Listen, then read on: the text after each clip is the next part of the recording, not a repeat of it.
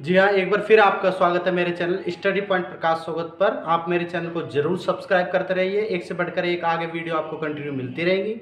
ठीक है, तो आज हम पढ़ रहे हैं नंबर सिस्टम में पार्ट 3। और पार्ट 3 जो है ये वेरी वेरी इंपॉर्टेंट है, क्योंकि हम इस पे स्टार लगा देते हैं, क्योंकि हर एग्जाम में जहाँ भी मैथ के सवाल आएंगे वहाँ पे एक सवाल तो 100% इकाई के अंक का आता ही आता है। ठीक है, तो इकाई के अंक ज्ञात करना हम सीखेंगे। तो देखिए, इकाई का अंक ज्ञात करने से पहले अपन संख्याओं के बारे में पढ़ते हैं। हमारी संख्या होती है 0 से लेकर 9 तक होती है। ठीक है, तो हमको ध्यान रखना है। देखिए 0 1 5 6 ये जो चार संख्या मैंने लिखी है, ठीक है, ये जो चार संख्या है इनकी घात चाहे सम हो चाहे विषम हो चाहे कुछ भी हो, इकाई का अंक कभी नहीं बदलता है। इकाई का अंक ये खुद ही संख्या है। जैसे आपको दिया 666 की पावर 200 और आपसे पूछ रहा है इसमें इकाई का अंक कितना होगा, तो इकाई का अंक आपका कितना होगा 6।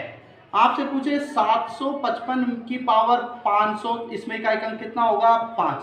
तो आपने क्या सीखा कि 0 1 5 6 में आपका कितनी भी घात आ जाए इकाई का अंक कभी नहीं बदलते हैं। ये चारों संख्याएं खुद की इकाई का अंक होती हैं। ठीक है, अब देखिए हमारी बच गई 2 3 7 8। 2 3 7 8 पे आपको ध्यान रखना है, इनकी घात जो है उसमें 4 का भाग देना है। जैसे आपको दिया 228 की पावर 42 और आपसे पूछ रहा है इसमें इकाई का अंक क्या होगा, तो देखिए 8 है और मैंने कहा है जो घात उसमें 4 का भाग देना है। अगर हम 42 में 4 का भाग दें तो शेष कितना बचेगा हमारा 2। ठीक है, तो हमको 8 की पावर हमको कितनी लगानी है 2, 8 8 क्या होगा 64, तो इकाई का अंक हमारा कितना आएगा 4। ठीक है, तो इस सवाल का उत्तर हमारा क्या आएगा 4। दोबारा देखिए 2 3 7 8 में आपको ध्यान रखना है कि भाई जितनी भी घात है उसमें 4 का भाग देना है, जो शेष बचे उसे इकाई अंक के ऊपर लगा के, और जो इकाई का अंक हमारा आएगा वही हमारा आंसर होगा। ठीक है, आगे देखिए अब हमारी जो बच गई वो हमारी क्या क्या बच गई, एक तो 4 और एक 9। ठीक है, दो संख्या हमारी बच गई। तो पहले 4 के लिए इकाई का अंक निकालना सीखते हैं। तो देखिए जैसे हमको मिला 24 की पावर, मान लो हमको कुछ भी मिला 9 ही मिला। ठीक है, तो हमको देखना है कि जो 4 है इसकी पावर समय या विषम है। क्या है, समय या विषम है। तो देखिए हमको देखना है कि अगर इसकी पावर विषम है, जैसे 9 है, तो हमने देखा 4 की पावर विषम है, तो इकाई का अंक हमारा कितना रहेगा 4। क्या रहेगा 4।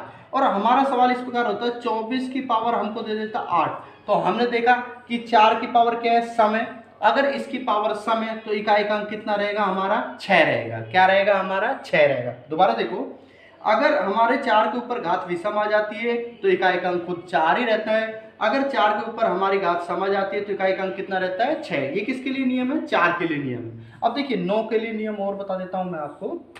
9 के लिए हमारा नियम है, जैसे हमको मिला 119 की पावर 20, तो हमने देखा कि 9 के ऊपर जो घात है वो सम है, तो इकाई का अंक हमको कितना रखना है 1 रखना है। कितना रखा है 1 रखना है। अगर यही सवाल 119 की पावर 21 होता तो हमने देखा 9 की पावर क्या है विषम है, तो हमारा इकाई का अंक कितना रहता 9 रहता। यानी हमको ध्यान रखना है, अगर 9 की पावर सम है तो इकाई का 1, और अगर 9 की पावर विषम है तो इकाई का अंक क्या रहेगा खुद 9 रहेगा। अब देखिए इन्हीं रूल से हम इन सवालों को सॉल्व करते हैं, आप कंटिन्यू देखते रहिए। ठीक है, तो देखिए आपके सामने मैं इसी रूल से इन सवालों को सॉल्व करा देता हूँ। बिल्कुल इजीली तरीके से हम इनको सॉल्व कर लेंगे। देखिए पहला सवाल है 46 गुना 18 गुना 39 गुना 42। तो यहाँ पे घात तो है नहीं, तो अपन राइट साइड की इकाई अंकों को आपस में गुणा कर लेते हैं। तो हमारा हो रहा है 6 गुना 8 गुना 9 गुना 2। 6 8 क्या हो गया 48 और 9 दूनी क्या हो गया 18। ठीक है, फिर 8 8 करेंगे तो क्या आएगा 64। तो 64 में इकाई का अंक हमारा कितना आ रहा है 4। इस प्रकार इस सवाल का आंसर हमारा कितना आएगा 4 आएगा। ठीक है, ऐसे ही हम सेकंड सवाल सोल्व करते हैं। देखिए इस सवाल में तो हमारी कोई घात ही नहीं थी, तो हमने डायरेक्ट इकाई के अंकों को गुणा कर दिया। सेकंड सवाल को जब हम सोल्व करेंगे तो हमारी घात आएगी।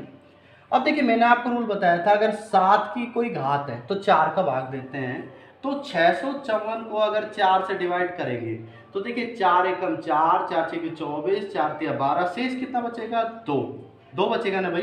तो 7 की पावर अगर 2 करते हैं तो कितना आता है 49, और 49 में हमारा इकाई का अंक कितना है 9। इस प्रकार इस सवाल का आंसर हमारा कितना आएगा 9 आएगा। ठीक है, तीसरा क्वेश्चन और हम सोल्व करते हैं। देखिए बहुत ईजी है ये। ठीक है, तीसरा क्वेश्चन हम सोल्व करते हैं। देखिए मैंने कहा था अगर 7 आ जाए तो 4 का भाग देना है घात में, तो 65 में अगर 4 का भाग देते हैं तो हमारा शेष बचता है 4 एकम 4 6 24 1।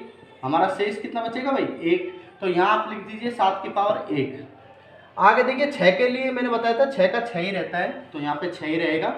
यहाँ मैंने बताया था 3 की पावर में 4 का भाग देना है, 4 एकम 4 और 1 4 चौक 16, तो इसको क्या लिखेंगे 3 पावर 1, तो ये बन गया 7 6 42 गुणा 3, तो 42 गुणा 3 हम करेंगे 3 दूनी 6, 3 चौक 12, तो इकाई का अंक हमारा कितना आएगा 6, तो इस सवाल का उत्तर हमारा कितना आएगा भाई 6 आएगा। ठीक है, अगला सवाल हम देखते हैं, चौथा सवाल। बिल्कुल ऐसे हमको चौथा सवाल सोल्व करना है इकाई के अंक का। तो देखिए चौथा सवाल हम सोल्व करते हैं। 7 की पावर 95 का मतलब है 95 में कितने का भाग देंगे भाई हम 4 का, 4 दूनी 8, 4 ते 12, कितना शेष बचा 3, तो 7 की पावर 3 हम करते हैं तो कितना बढ़ता है 343, तो हम 343 लिख देते हैं, माइनस 58 में 4 का भाग देंगे तो 4 एकम 4 चौक 16, कितना बचेगा 2, और 3 की पावर 2 का मतलब हम इसको कितना लिख सकते हैं 9। देखो आपके समझ में आ गया होगा, 58 में अगर 4 का भाग देंगे तो शेष कितना बचेगा 2, और 3 की पावर 2 लिखते हैं तो कितना हो जाएगा 9। 343 में से अगर हम 9 घटाएंगे, ठीक है, 343 में से कितना घटाएंगे 9, तो 343 में से आप 9 घटा लीजिए, आपका आंसर आ जाएगा आराम से।